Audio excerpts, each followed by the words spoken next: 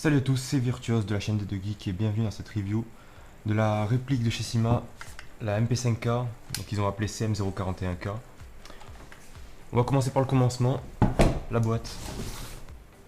Pour la boîte, on retrouve une boîte simple, sans le logo Sima. Je sais pas, c'est ma première réplique Sima, donc je sais pas si pour les autres répliques il y a ce logo, mais là il n'y est pas. On voit que c'est la même boîte pour les deux modèles, donc PDW ou K. C'est la même en fin de compte, hein. C'est juste la crosse et le cache-flamme qui changent. D'ailleurs, si vous avez la version K, celle que je vais vous présenter, vous pourrez par la suite y rajouter cette crosse et le cache-flamme. On va ouvrir ça. Oui, c'est le bordel, j'ai tout remis en bordel, mais on s'en fout. Vous avez là-dedans la réplique, qu'on verra tout à l'heure. Les notices, on s'en fout, mais bon, ça a le mérite d'être là, parce que je crois qu'ils sont obligés de toute façon. Voilà, avec les vues éclatées, si vous avez besoin de changer des pièces. Un sachet de billes 0,20. Vous avez la batterie incluse avec.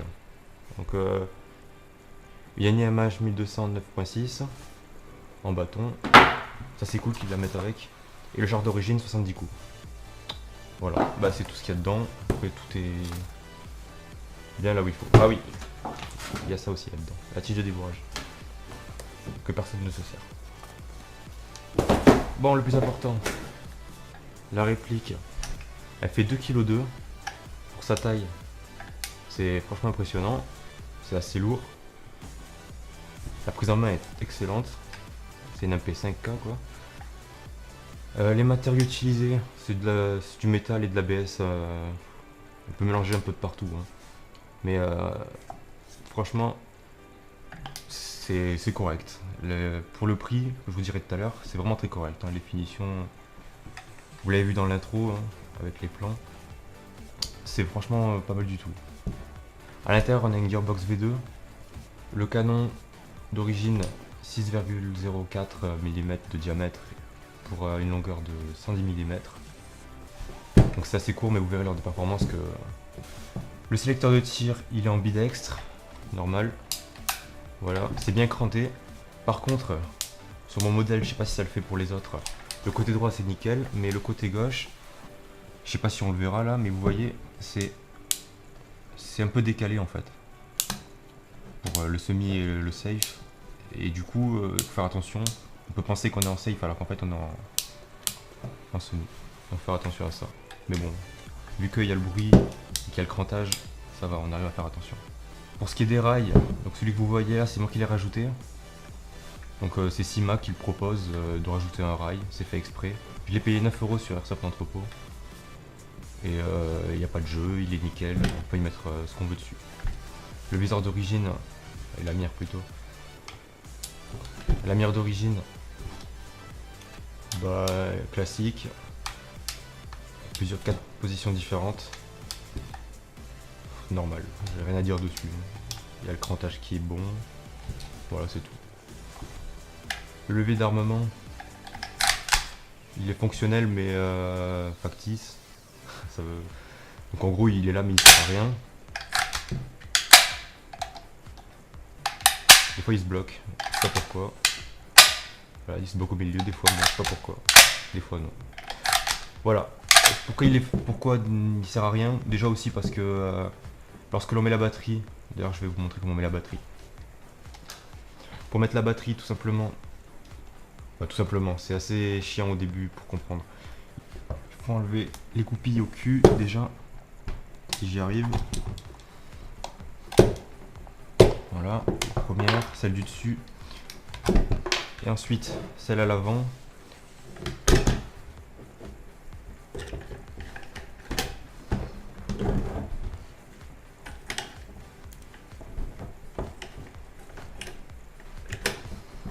Voilà, une fois qu'elles sont enlevées, on peut enlever le garde-main qui est en plastique. On a accès à l'alimentation. Et on peut enlever ça, ce qui permettra déjà de changer la crosse si vous le souhaitez. Mais surtout d'y mettre la batterie. La batterie, bah voilà, on la met dedans. Et ensuite on se démerde pour bien la refaire rentrer et puis après la connecter à ce qui est en dessous et après tout refermer.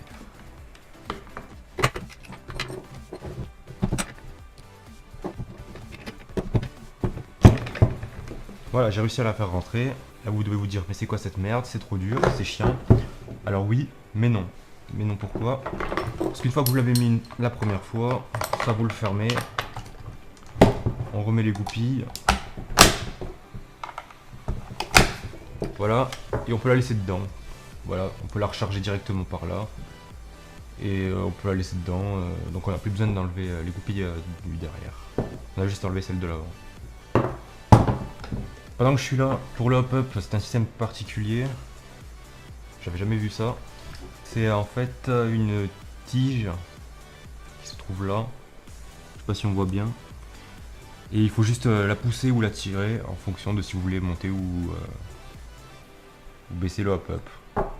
Donc vu que c'est à côté de la batterie, qu'à force d'enlever le garde-main, bah, ça bouge avec les fils, bah, ça a tendance à bouger.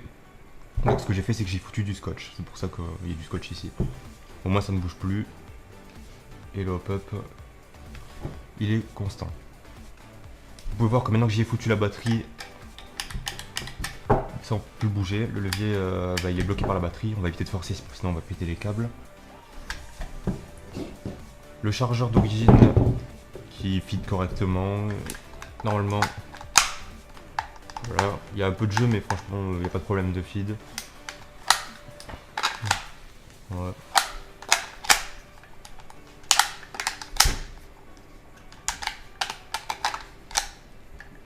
Pas de souci à ce niveau-là.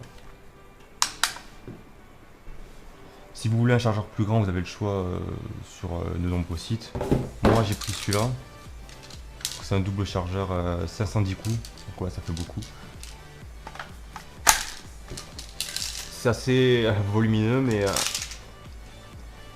mais franchement, avec ça, on n'a pas de problème après.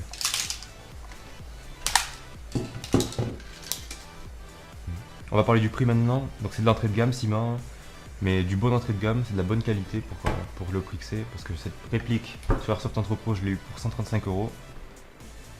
Et franchement, rapport qualité-prix, j'ai jamais trouvé mieux. C'est vraiment bon. Donc si vous êtes fan des MP5 et sur les cas, sûrement les versions compactes comme celle-ci, si vous êtes un sniper, que vous avez besoin d'un backup, franchement, je vous la conseille. Moi je la joue en réplique principale avec le bouclier.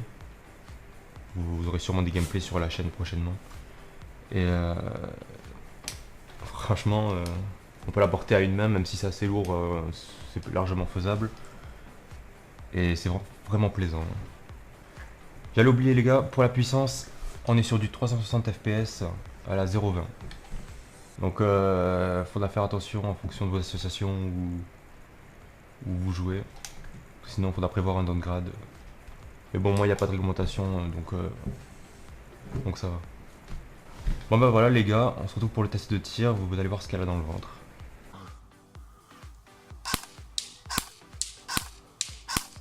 Parfait.